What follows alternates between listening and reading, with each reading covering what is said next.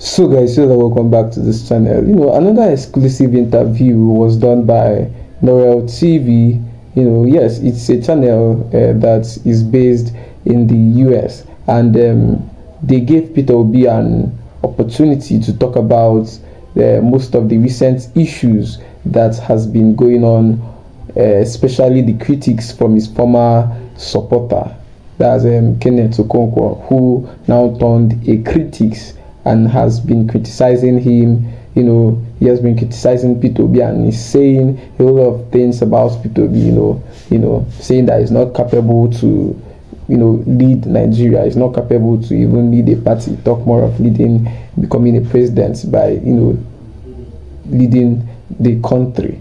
That was how he has been criticizing Peter Obi. Anyway, he said a whole lot of things in this video, and please, this clip, I don't owe any rights to this clip that I'm going to play for you. It belongs to Noiel TV. Now, he talked about not just Kenneth Okonkwo. He also talked about the foreign observers during the last election and a lot of other issues. He said so many things. Now let's talk about Kenneth Okonkwo a little. Now, even the now APC had to be patient for years to build a structure that they now took over Nigeria, and they are misusing that opportunity now. So I don't know why Kenneth Okonkwo is even rushing. I don't know where he's rushing to. Anyway, let me just play the highlights for you. Please, if you're new to this channel, please don't forget to subscribe, like, and also you will drop a comment below after you watch this video and air your views. I'll see you guys in a minute. That question again, there are other questions about people in your party that are unhappy. Case in point, Kenneth Okonkwo, who used to be was a spokesperson of the Labour Party, that feels that you are not acting to resolve a lot of these issues, so he has left. What is your position on trying to keep people like that within the party, or what's your position on Kenneth Okonkwo's position? I've told you, I think I've said it. I can't act rascally. I've never been known to be somebody who operates rascally. I operate within the rules, within the guidelines and everything. And that's what we want to enthrone. It's easy for anybody to say anything. Like I said, all those who left are my brothers. They are my people, who are my associates, whom I worked, whom I'm pleased with and everything. But I would never be part of what I'm trying to change. If I wanted that, I wouldn't have finished being governor when in the history of the country nobody left money.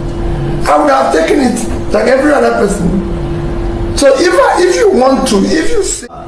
We just saw, due to the Ogun State administration, Ogun State governor, Nigerian jets were seized overseas in France based on a situation with a Chinese company. Now, the state this is something that happened within the state government side, and is now affecting the presidential jets being seized. What is your position on that situation, and how is impacting the visual optics for Nigeria as a whole, as a country? And do you think it's fair that a state government did something and the federal government is now having to pay the price for it? Well, for me, the first thing to say that what we are going through now is very, very shameful and very negative in terms of the perception of our country. And something needs to be done very quickly. And I've made my humble request is that we need to urgently audit the country's debts at national, sub-national level immediately, to know the quantum of the debts that we owe, because I believe that we don't have the exact size of the debt. know who and who were owing, and most importantly, know what those debts were used for, or how they were contracted or sourced. Because the law says that all borrowing, all debts is supposed to be used for critical area of development. So where are the benefits of those debts to the people? Because the people are not going to pay it. Where is the benefit? This is time to do the audit and know what we are going through. So that we, especially as we don't have not just presidential jet. Somebody was telling me about a property in Liverpool. London, in Liverpool, being seized and put for auction. Somebody is telling me about another jet belonging to Nigeria in Canada and everything. This is time to deal with it, because sooner or later they probably will start seizing Nigerians. You issue your passport, you are arrested for being a debtor. So before it gets to the place where we can no longer move around as Nigerians without being arrested, let's know exactly what it is all about. Similarly, that we need to audit now all our upfront sales of our oil, because the law says it must be used for critical, strategic, national issues. What did we use all these resources for? It's Charles Ebo again. I'm from Maryland. The question I wanted to ask was, I was disappointed at the last election that we have the European representatives came to see the election and they saw that it was rigged and all that stuff. And still, the foreign policy, Nigerian government is still, those that came to witness the election knew that the election was rigged and nothing was done by the European government. So how do we still have a foreign relationship with those people that did not represent during the election properly? What kind of trust do we have on them coming to watch another election?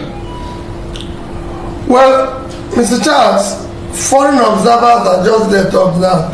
They're not going to change your country. I'm one of those who believe that we don't have any problem with foreign countries and they can't change Nigeria.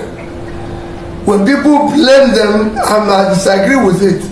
The problems in Nigeria are Nigerian problems. They can be solved by Nigerians. If Nigeria decides to have a good leader, we'll get that problem solved any day. And I've said it repeatedly when I was campaigning, that I will concentrate on building a strong Nigeria that will be secured, that can feed itself, and engage with foreigners on the proper terms. So guys, having experienced this politics and observation globally, I think that this man called P2B, P2B is really trading on the right path. A lot of you may not agree with me because you think, or maybe it's because I love him, or maybe I have strong supporters who also loves him here in this channel. But I said on the first video that the current APC in power now, it took them a lot of work, work to get to this position they are now, to get into power, that they are now ruling Nigeria and they are now misusing that opportunity. They are now rubbishing everything. But I'm not saying that P2B is coming to do the same thing. He's not coming for the same purpose. He has a plan for Nigeria. He has, and in fact, he has a very good plan for Nigeria. And let me tell you, if a revolution of goodwill is going to come, it will take time. It will take time. It will not just it will not just come like that. Good things doesn't come on a platter of gold. It will not come like that. It will have to take time, and so much stress. It will have to take time. So we have come to the end of this video. Please guys, if you are new to this channel, please do well to subscribe, like, and also drop a comment below. I'll see you guys in my next video.